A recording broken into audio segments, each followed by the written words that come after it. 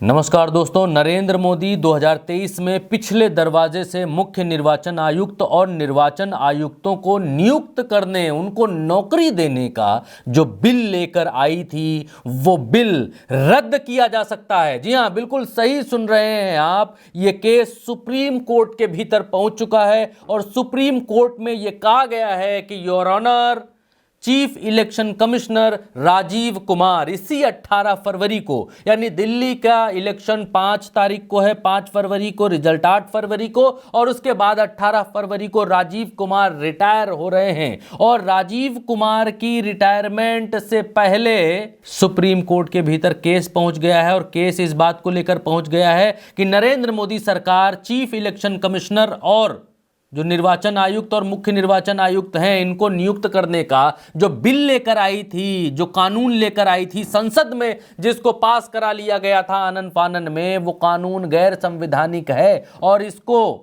Supreme court के भीतर चुनौती दी गई है। सुप्रीम कोर्ट में सुनवाई शुरू हो गई है। क्या कहा है कि एनजीओ ने ये याचिका दी है और इसमें कहा गया है, इसमें जस्टिस सूर्यकांत, जस्टिस दीपांकर दत्ता और जस्टिस उज्जवल भुइयां की पीठ को सूचित करते हुए ये कहा गया है, मैं उनके वर्ड्स में आपको बता रहा हूं कोट करके, कि मौजूदा निर्वाचन आयुक्त राजीव कुमार 18 फरवरी को रिटायर होने वाले हैं। अगर अदालत ने हस्तक्षेप नहीं किया तो नए कानून के तहत नया सीईसी यानी चीफ इलेक्शन कमिश्नर नियुक्त कर दिया जाएगा, यह कहा गया है अदालत के भीतर। और पीठ ने भी इस पर क्या कहा है वो भी मैं आपको बता देता हूं दोस्तों।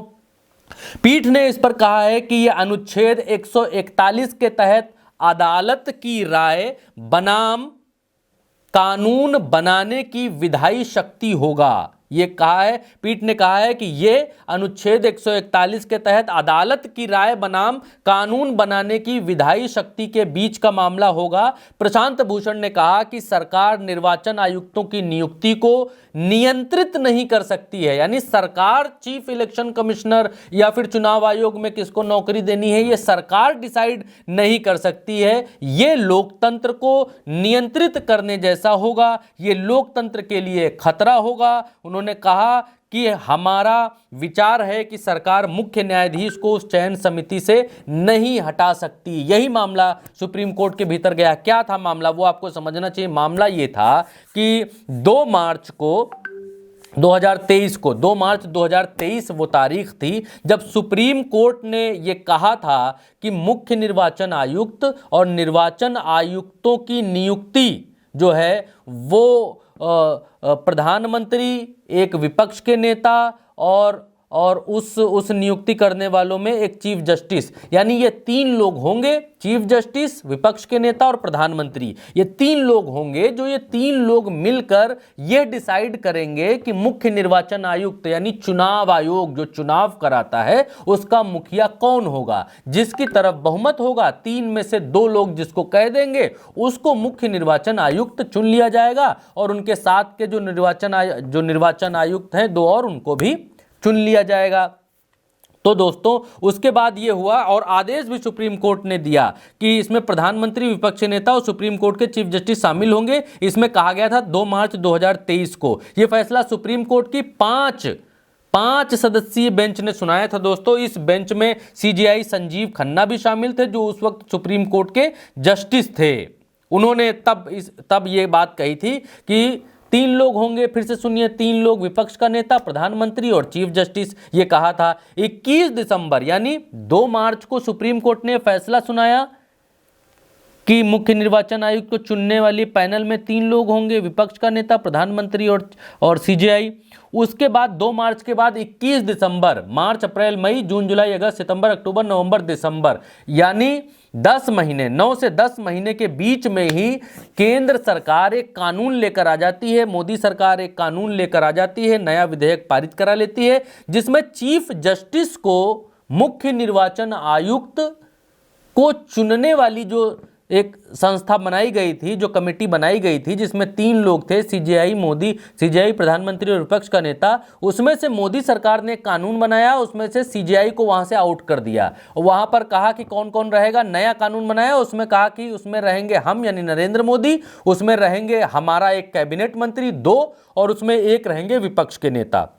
अब इसमें से जो 2 लोग कह देंगे वही हो जाएगा, वही चुन लिया जाएगा। तो जब नरेंद्र मोदी और एक कैबिनेट मंत्री और एक विपक्ष का नेता हुआ, तो इसमें विपक्ष का नेता कुछ भी चिल्लाता रह जाए, मोदी और मोदी का कैबिनेट मंत्री इस बात को चुन लेंगे कि भाई जिसको बनाना है, जिसकी तरफ उंगली कर देंगे वही बन जाएगा, विपक्ष के नेता का कोई मतलब तो रह नहीं गया। लेकिन जब इस कमेटी में मोदी चीफ जस्टिस और विपक्ष के नेता थे, तब यह बैलेंस कमेटी थी। तब यह था कि चीफ जस्टिस इतनी आसानी से मोदी की हां में हां तो मिला नहीं देंगे, विपक्ष का नेता इतनी आसानी से मोदी की हां में हां मिला नहीं देगा। तब जो फैसला था उसमें स्पष्टता, पारदर्शिता ज्यादा दिखाई देती थी। लेकिन मोदी ने नियम बदल दिया, नियम बदलने के बाद कर दिया कि हमारा एक कैबिनेट मंत्री और विपक्ष का नेता, 3 लोग रहेंगे, चीफ जस्टिस जाए बाहर, चीफ जस्टिस को नहीं रखेंगे। तो अब जब मोदी जो कहते हैं वही उनका कैबिनेट मंत्री हां में हां मिला देता है और वही चीज उसी को चुन लिया जाता है। राजीव कुमार को नया चीफ जस्टिस चुन लिया गया। अब सुप्रीम कोर्ट के भीतर मामला पहुंच गया है कि भैया इससे पहले कि ये रिटायर हो, रिटायर होने के बाद फिर ये इस कानून के जरिए किसी और अपने आदमी को चुनकर बिठा दें, तो उससे पहले जज साहब जो है हमारी सुनवाई हमें सुनिए, हम ये जो है मामला असंवैधानिक है, गैर कानूनी है। और ये मामला सुप्रीम कोर्ट में चल रहा है। और ये जो फैसला केंद्र सरकार जो कानून लेकर आई थी, इसके खिलाफ सुप्रीम कोर्ट में कांग्रेस के कार्यकर्ता जो हैं जया ठाकुर, उन्होंने याचिका दायर की है। इस विवाद के बावजूद केंद्र ने मार्च 2024 में ज्ञानेश कुमार और सुखबीर सिंह संधू को इलेक्शन कमिश्नर नियुक्त कर दिया था। आपको याद होगा कि इससे पहले जो मुख्य निर्वाचन आयुक्त थे, उनके जो साथ में निर्वाचन आयुक्त हुआ करते थे, उन्होंने अचानक इस्तीफा दे दिया था और वो चले गए थे 2024 के चुनाव से पहले। कहा जा रहा था कुछ नैतिक अनैतिक कराने की कोशिश की जा रही होगी, बहुत सारे विपक्ष ने आरोप लगाए, लेकिन फिर भी कुछ खुलकर सामने नहीं आ पाया। उसके बाद जो 2 निर्वाचन आयुक्त चुने गए थे, उस समय वो इसी कानून के तहत चुने गए थे और उनको नियुक्त कर लिया गया था। और अब सुप्रीम कोर्ट के भीतर मामला पहुंच चुका है, इसकी सुनवाई चल रही है और 4 फरवरी को इस मामले में अगली सुनवाई होनी है। 4 फरवरी तक इस मामले को अभी जो है टाल दिया गया है। सुप्रीम कोर्ट के भीतर मामला फंस गया है, तो अब